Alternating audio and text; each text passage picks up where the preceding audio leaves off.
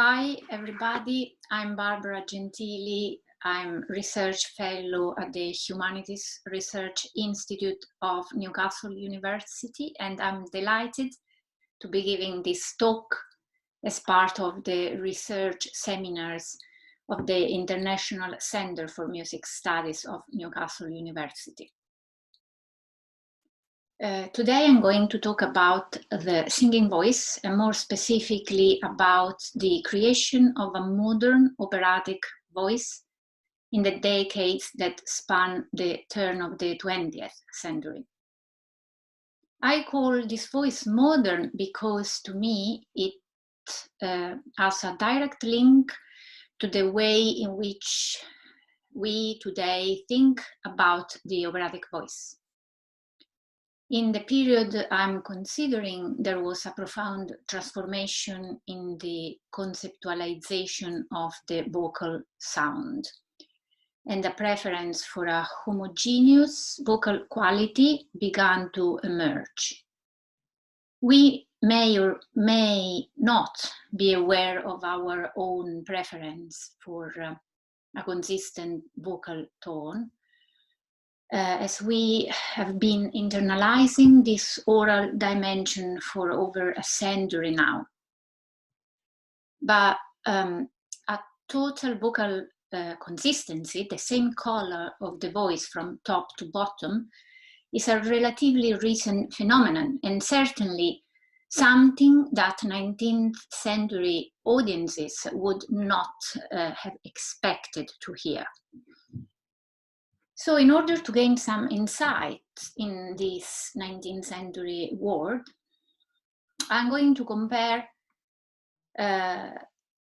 late 19th century vocal treatises and early recordings, recordings made in the pre-electrical era, pre-1925.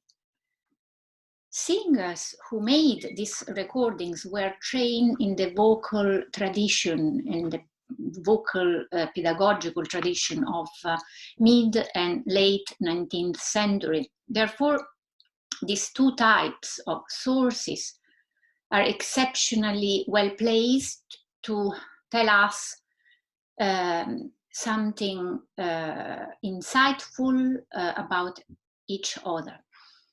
I'm going to start by sharing with you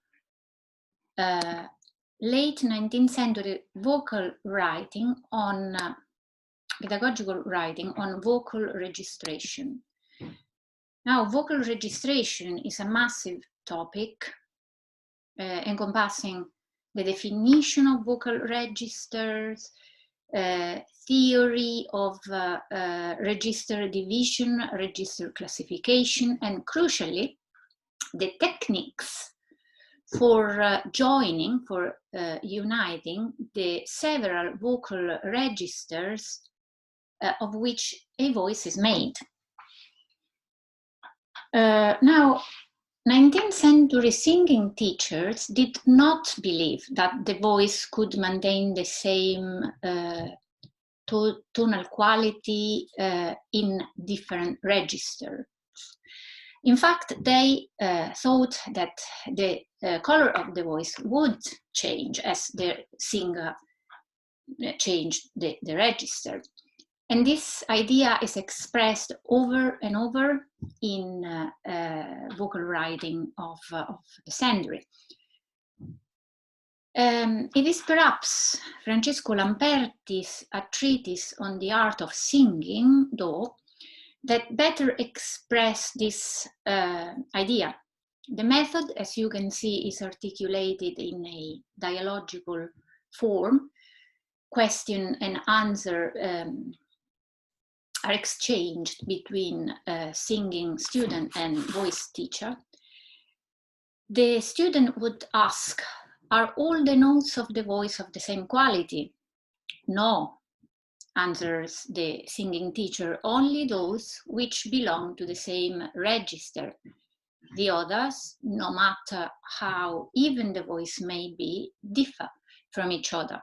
In other words, the same color is expected only within the range of a specific register, and as the singer passes to another register, the color would change.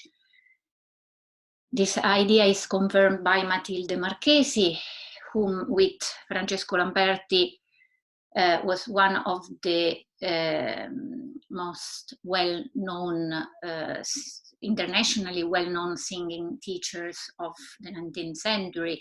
Homogeneity in the nature of the sound exists throughout the particular compass of each register.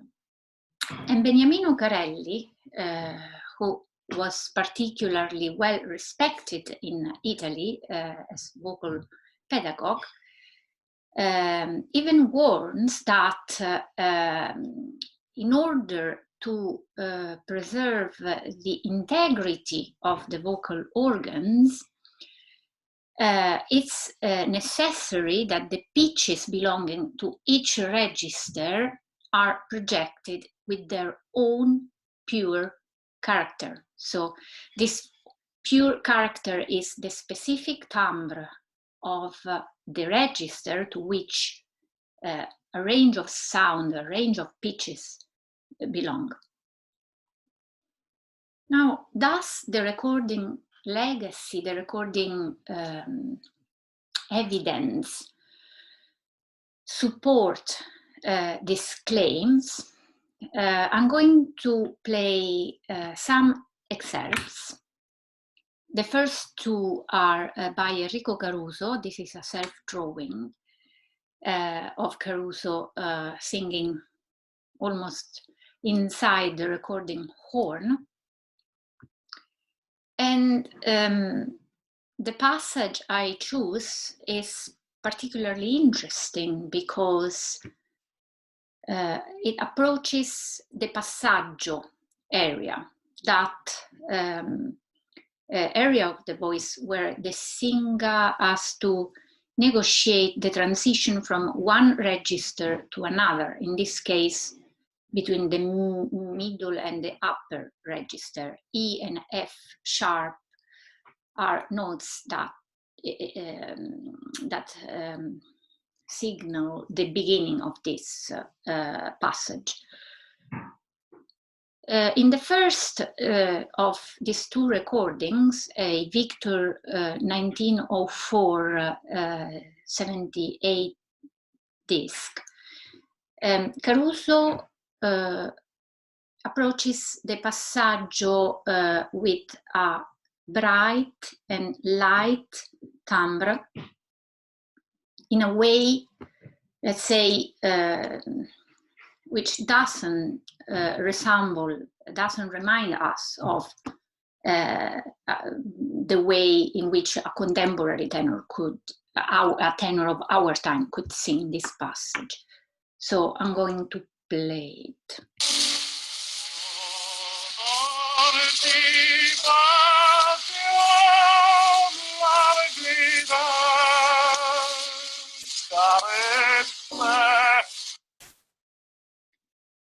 First of all, I hope you have heard this right. Not sure about the sound quality because I am playing a recording from my own computer. However, I pasted in a link which you could type in your search engine and would lead you to the sound excerpt. If you have any problem with these links or you wish to have the audio file, just email me and I will send whichever is easier for you. In the 1909 recording, Caruso is using a different technique, is trying to equalize the color of the voice, and he does something that is closer to what we would expect today from a tenor in an opera house.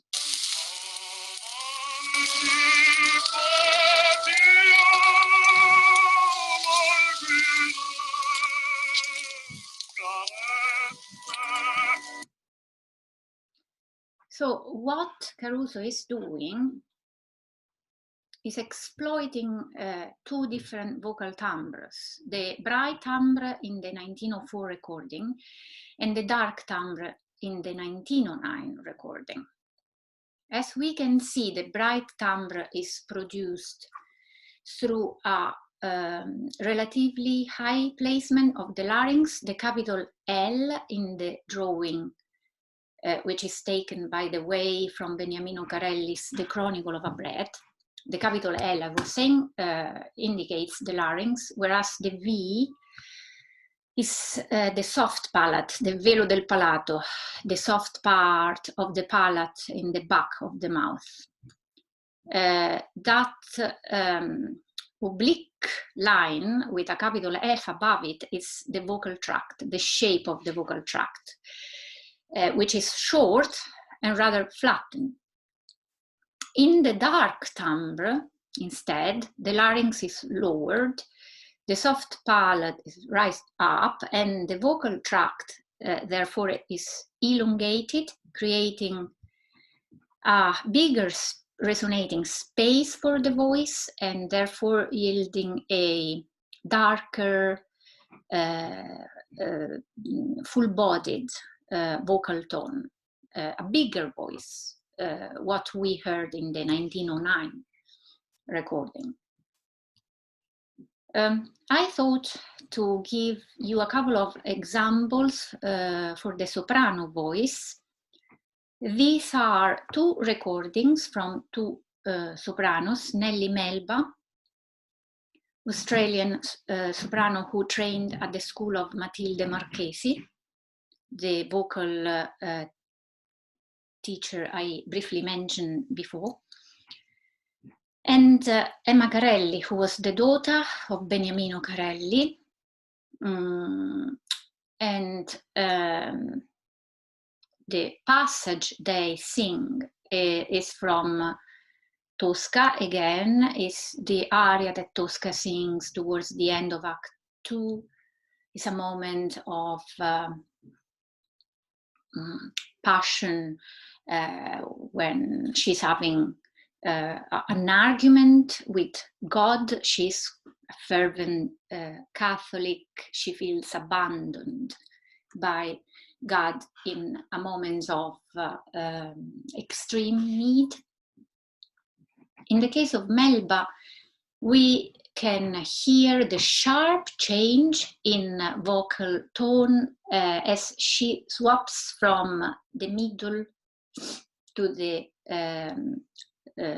top range, the interval D, B flat, which you can see on the last bar of the phrase. And so I'm going to play Melba now.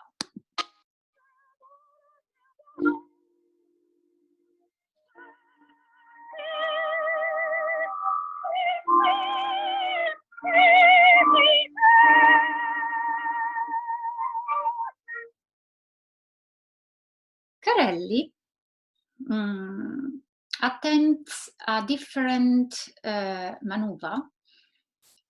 She, like Weiss Caruso in the 1909 recordings, she's attempting to blend the color of the two registers and make the top B flat more homogeneous with the preceding tones.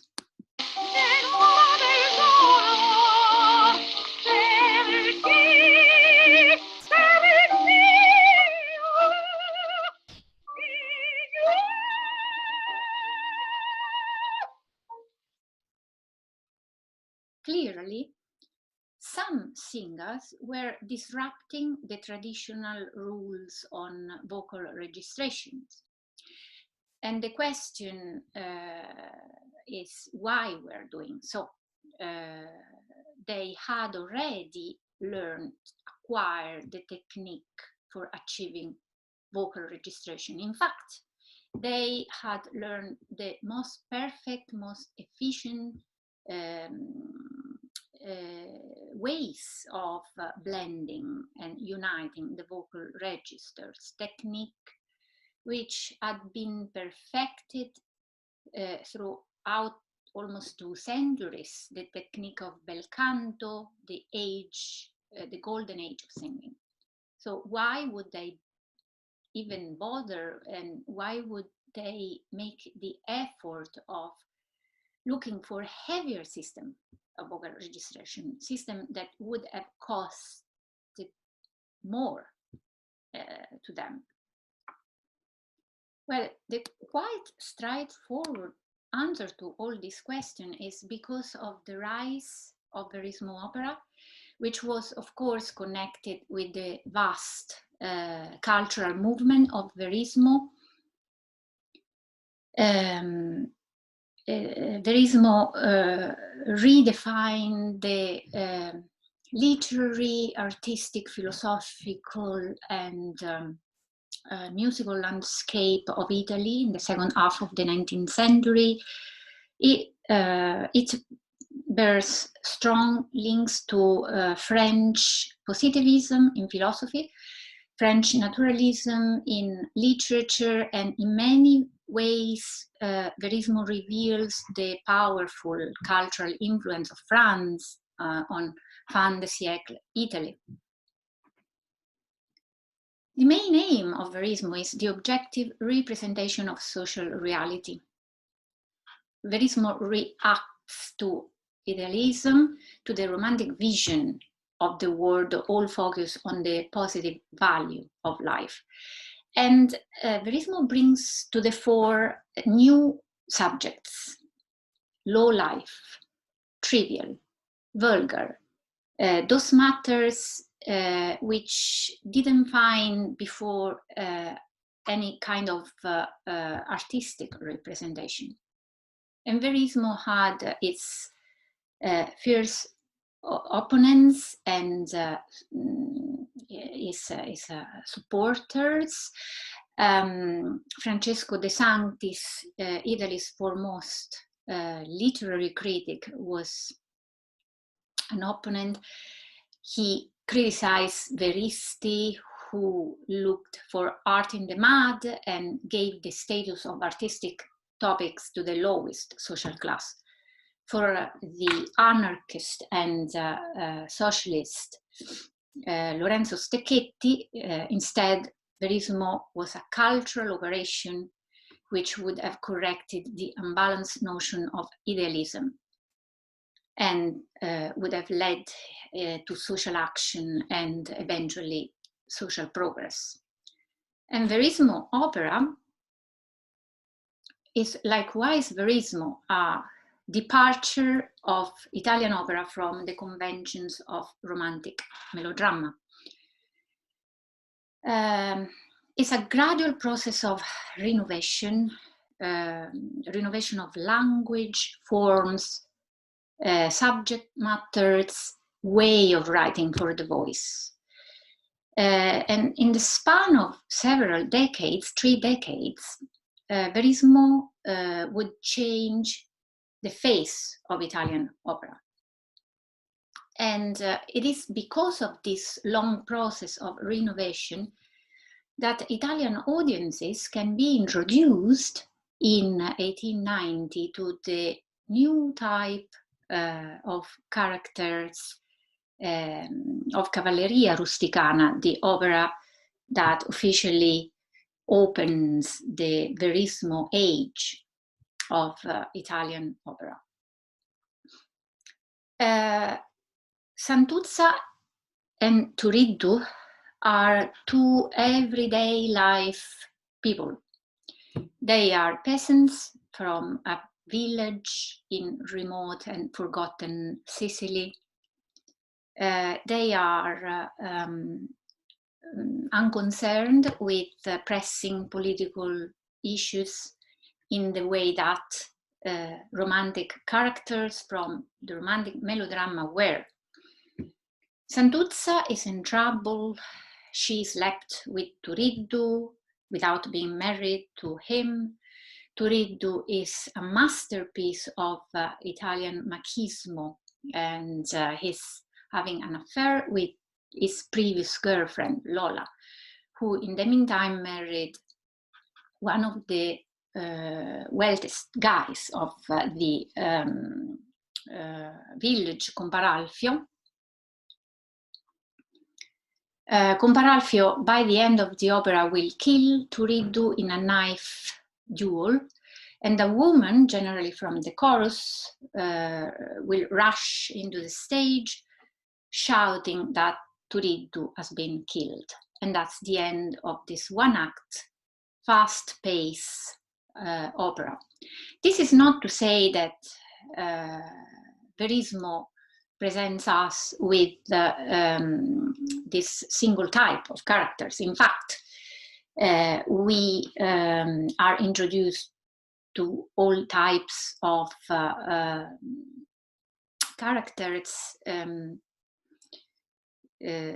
We still encounter aristocratic figure, artists, intellectuals. For instance, in Cileas, Adriana Lecouvreur, Maurizio, the male protagonist, is Count of Saxony. Or in Giordano's Fedora, Fedora is a Russian princess. And in Puccini's Tosca, Tosca is an esteemed singer. And her lover, Mario Cavaradossi, is a painter. So these are not everyday life people.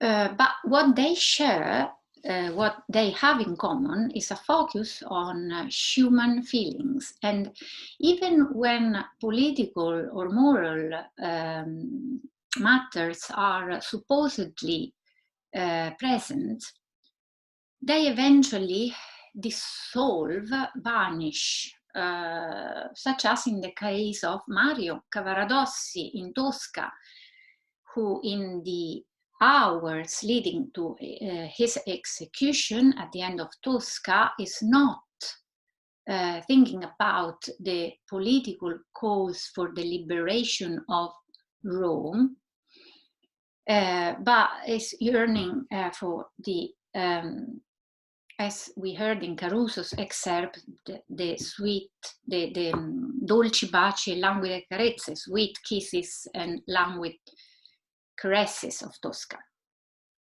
When women such as Tosca, Manon Lescaut, Nedda, or even Minnie from Puccini's La fanciulla del West appears on a stage, their voluptuousness fills the atmosphere and captures the audience's imagination. They depict a love that is not the romantic love, is not that pure, chaste, ideal sentiment of romantic characters. It's rather a sensuous, physical, erotic passion.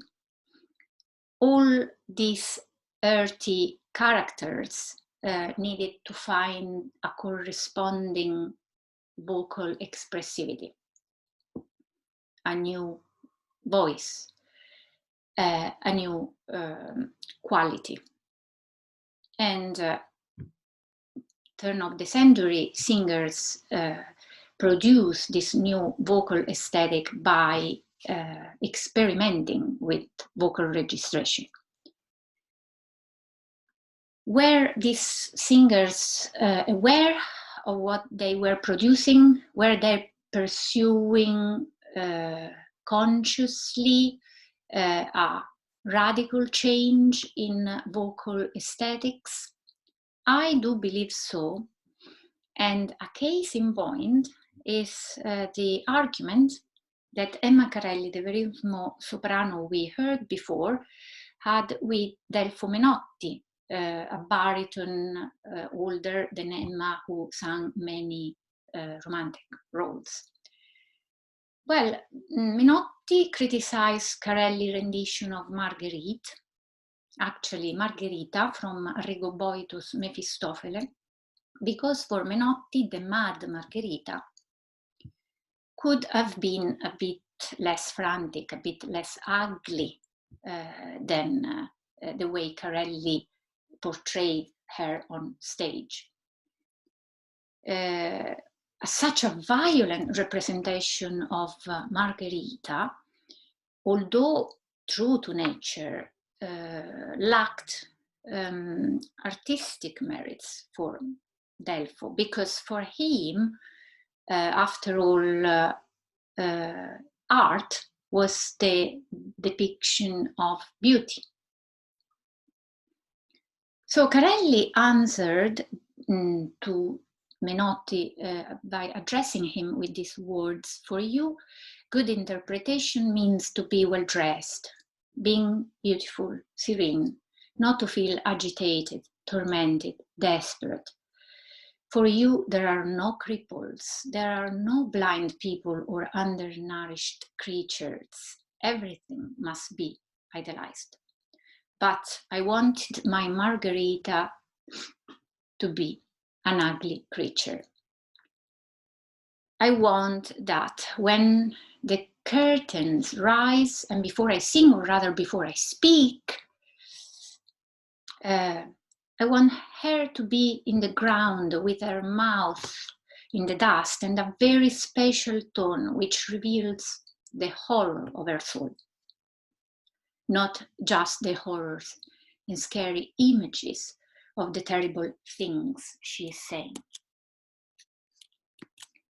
To me, Emma's words reveal her sharp receptivity to central ideas of Verismo, such as the need of an objective depiction of social reality and the need of rebalancing the vision of romantic opera, all centered on positive values of human existence.